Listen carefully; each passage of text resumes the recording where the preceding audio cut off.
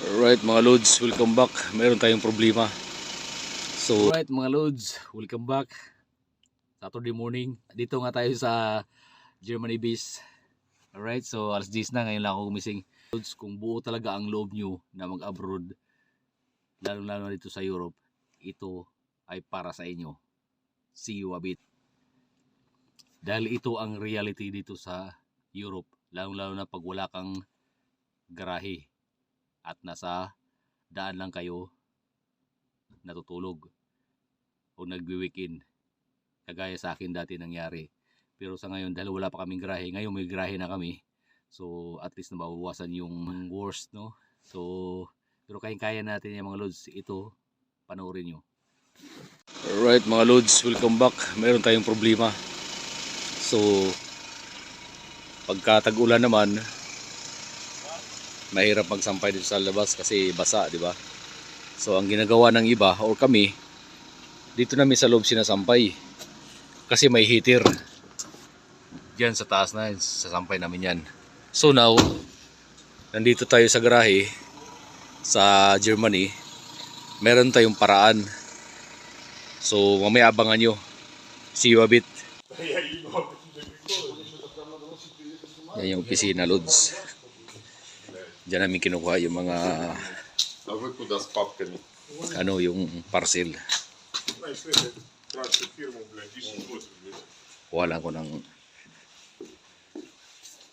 battery charger namin. Wala ko ng ito yung wire. Kuha na tayo mga Lods. Kasi kukunin natin doon sa likod eh. Ayun, ulam pa rin, no? Itong kainaman mga Lods pag may garahe ka. Patay tayo sa likod. Tingnan nyo mga Lods kung anong gagawin ko sa sinampay ko. Yan, saksakan, no? Ang kainaman mga Lods, di ba?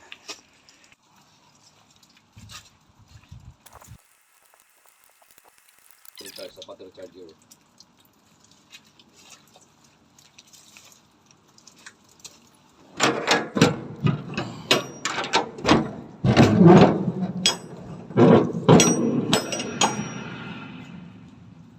Para-paraan lang to mga Lods. Ayan. Di ba mga Lods? Yan kayo naman pa may garahe. Pagka may saksakan. Ito yung heater natin. Ayan. Malakas yan. Malakas yan. Ayan na mga Lods. Di ba? Para-paraan lang yan. Ito binili ko to heater na to. Portable heater. 20 volts yan. So ayan, kumuha ako ng patungan yung folding table ko kasi mababa eh.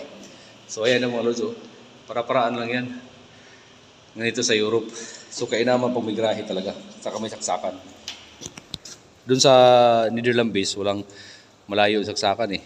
Mayroong iba na malapit. Mangilan din lang.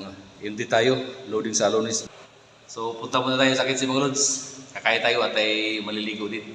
Alright, so andito lang muna and keep on rock and rolling.